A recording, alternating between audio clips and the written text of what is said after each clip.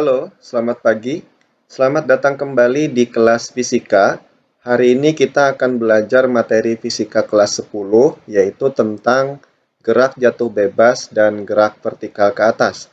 Harapannya setelah belajar materi ini, kalian dapat memahami konsep tentang gerak jatuh bebas dan gerak vertikal ke atas, serta menyelesaikan masalah yang terkait tentang gerak jatuh bebas dan gerak vertikal ke atas. Baik, kita langsung masuk ke materi pembelajaran. Apa sih yang dimaksud dengan gerak jatuh bebas? Perhatikan gambar berikut. Sebuah benda dijatuhkan dari ketinggian H sehingga benda bergerak sesaat kemudian benda menyentuh tanah. Nah, apa sih karakteristik dari gerak jatuh bebas? Gerak jatuh bebas tidak punya kecepatan awal atau V0 sama dengan 0. Kemudian, percepatan geraknya sebesar percepatan gravitasi dan bernilai positif atau dipercepat. Hal ini karena gerak jatuh bebas arahnya searah dengan arah gravitasi bumi. Semakin ke bawah, kecepatannya semakin bertambah. Kecepatannya maksimum sesaat sebelum menyentuh lantai atau tanah. Persamaan gerak jatuh bebas. Kita bisa menggunakan persamaan Vt sama dengan V0 plus Gt. Kemudian dengan memasukkan nilai V0 sama dengan 0, maka persamaannya berubah menjadi Vt sama dengan G dikali T. Persamaan ini bisa digunakan untuk menghitung kecepatan gerak benda jatuh saat T detik. Kemudian, persamaan yang kedua kita bisa menggunakan H sama dengan V0 dikali T plus setengah GT kuadrat. Dengan memasukkan nilai V0 sama dengan 0, maka persamaannya berubah menjadi H sama dengan setengah GT kuadrat. Kemudian kita putar saja, kita pindah posisinya, maka T sama dengan akar 2H per G. Rumus ini digunakan untuk menghitung waktu yang dibutuhkan benda untuk sampai ke tanah setelah dijatuhkan dari ketinggian H. Jadi, kalau kita diminta untuk menghitung waktu yang dibutuhkan benda untuk tiba di tanah setelah dijatuhkan dari ketinggian H, kita bisa menggunakan rumus ini. Kemudian persamaan yang ketiga, kita bisa menggunakan Vt kuadrat sama dengan V0 kuadrat plus 2GH. Dengan memasukkan nilai V0 sama dengan 0, maka rumusnya berubah menjadi Vt kuadrat sama dengan 2GH. Kemudian kita pindahkan kuadratnya, maka Vt sama dengan akar 2GH. Rumus ini digunakan untuk menghitung kecepatan akhir benda sesaat sebelum menyentuh tanah. Jadi untuk menghitung Vt atau V maksimum. Keterangan rumus, V0 adalah kecepatan awal benda dalam meter per sekon, Vt adalah kecepatan akhir benda dalam meter per sekon, H adalah ketinggian benda dijatuhkan, T adalah waktu, dan G adalah percepatan gravitasi bumi, dan biasanya kita menggunakan 10 meter per sekon kuadrat. Sekarang kita terapkan rumus-rumus ini pada contoh soal. Contoh soal pertama. Sebuah benda dijatuhkan bebas dari puncak gedung dengan ketinggian 80 meter. Jika percepatan gravitasi di tempat tersebut 10 meter per sekon kuadrat, tentukan A. Waktu yang dibutuhkan benda untuk sampai di tanah, B. Kecepatan akhir benda sesaat sebelum menyentuh tanah. Diketahui H sama dengan 80 meter dan G sama dengan 10 meter per sekon kuadrat. Ditanya adalah waktu tiba di tanah, dan B adalah kecepatan akhir sesaat sebelum menyentuh tanah. Kita jawab yang A menggunakan rumus T sama dengan akar 2H per G, yang didapat dari H sama dengan V0T plus setengah GT kuadrat. Kita masukkan angkanya, T sama dengan akar 2 dikali 80 dibagi 10, nolnya bisa kita coret sehingga 2 kali 8 adalah 16, maka T sama dengan akar 16 dan akar 16 adalah 4. Sehingga waktu yang dibutuhkan benda untuk sampai di tanah adalah 4 sekon. Kemudian kita jawab yang B, kecepatan akhir benda sesaat sebelum menyentuh tanah, kita gunakan rumus Vt kuadrat sama dengan V0 kuadrat plus 2GH. Sederhanakan didapatlah Vt sama dengan akar 2GH. Kita masukkan angkanya, Vt sama dengan akar 2 dikali 10 dikali 80. Vt sama dengan akar 1600, akar 1600 adalah 40. Maka kecepatan akhir benda sesaat sebelum menyentuh tanah sebesar 40 meter per sekon. Kita next ke contoh kedua. Sebuah benda jatuh bebas dari titik A dengan ketinggian 20 meter seperti gambar. Jika percepatan gravitasi di tempat tersebut 10 meter per sekon kuadrat, tentukan A. Waktu yang dibutuhkan benda untuk sampai di titik B. B. Kecepatan benda saat mencapai titik B. Diketahui H sama dengan 20 meter dan G adalah 10 meter per sekon kuadrat. Kemudian di gambar juga diketahui bahwa jarak B dari tanah sebesar 0,2 meter. Pertanyaannya adalah yang A, tentukan waktu benda untuk mencapai titik B. Jadi dia bergerak dari A sampai titik B, ini butuh waktu berapa detik. Kemudian yang B adalah kecepatan benda saat mencapai titik B. Kita langsung jawab menggunakan rumus yang tadi, bahwa T sama dengan akar 2H per G, namun H-nya adalah H dari A sampai B. Nah, H dari A sampai B bisa kita hitung dengan mengurangkan 20 dan 0,2. Atau T sama dengan akar 2 dikali 20 min 0,2 dibagi 10. 20 dikurang 0,2, 1,8 dikali 2. Hasilnya adalah T sama dengan akar 0,36. Ini nilainya sebesar T sama dengan 0,6. Jadi waktu yang dibutuhkan benda untuk sampai di titik B adalah 0,6 sekon.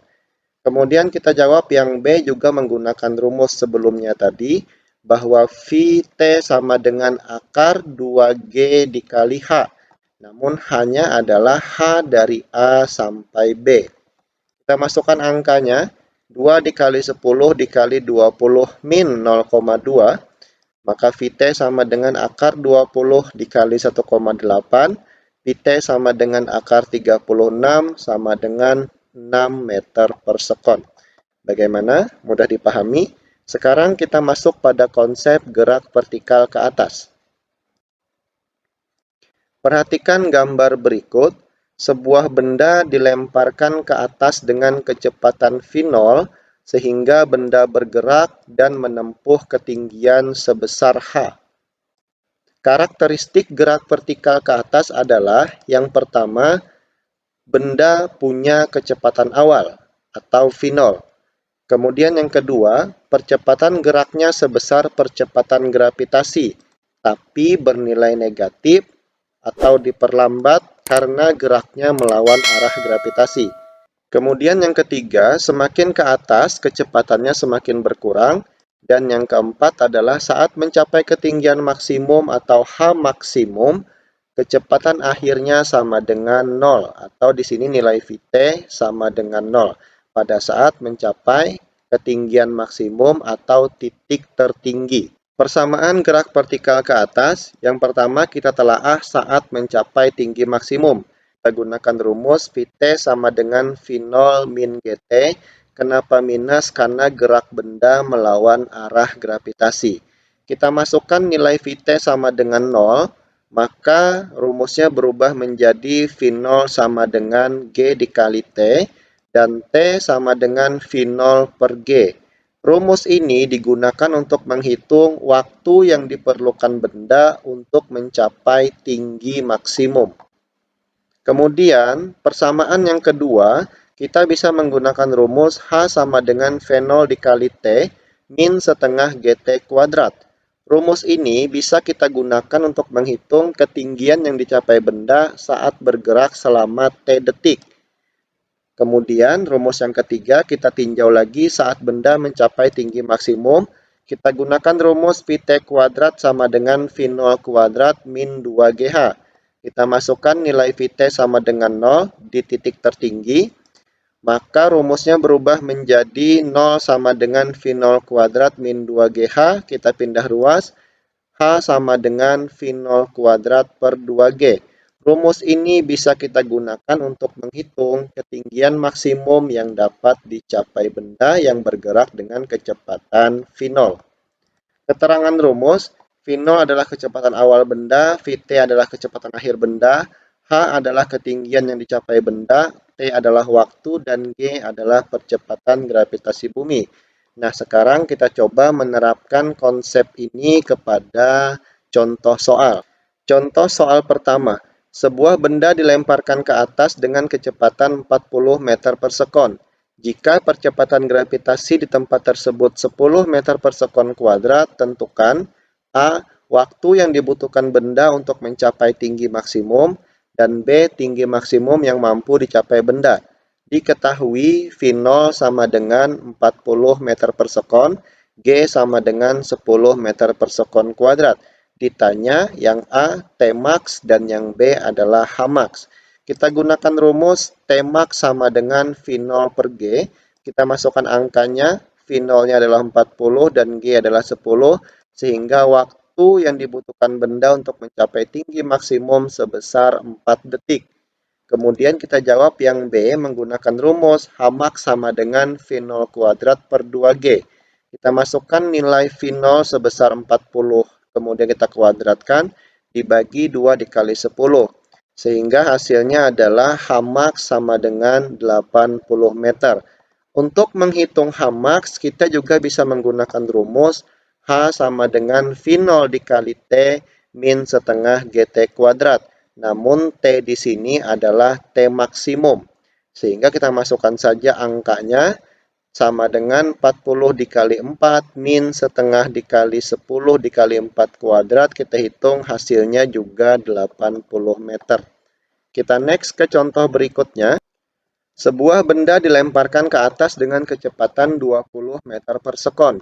Jika percepatan gravitasi di tempat tersebut 10 meter per sekon kuadrat, tentukan waktu yang dibutuhkan benda untuk kembali ke tanah. Jadi pertanyaannya bukan waktu untuk mencapai tinggi maksimum, namun waktu keseluruhan ya, dari dia dilemparkan ke atas sampai balik lagi ke tanah.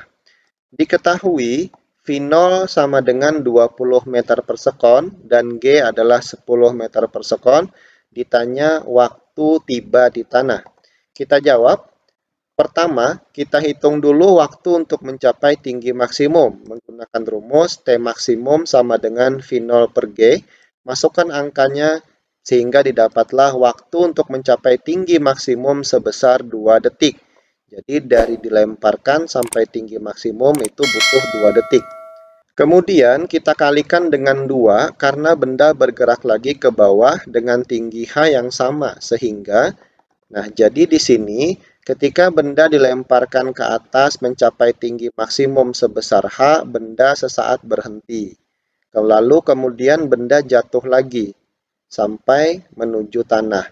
Sehingga jarak yang ditempuh adalah sama, yaitu sebesar H ya. Nah, maka waktu yang dibutuhkan benda untuk kembali ke tanah adalah tinggal mengalihkan 2 saja dari nilai T maksimum yang sudah kita dapat. Maka T tanah sama dengan 2 kalinya T maksimum. Sama dengan 2 dikali 2 sama dengan 4 detik. Artinya, ketika dilemparkan ke atas butuh waktu 2 detik, dan ketika dari atas turun ke bawah juga butuh waktu sebesar 2 detik. 2 ditambah 2 adalah 4 detik. Atau kita juga bisa menggunakan rumus Vt sama dengan V0 min Gt. Dengan analisisnya seperti ini. Ketika benda dilemparkan ke atas, kecepatannya adalah V0.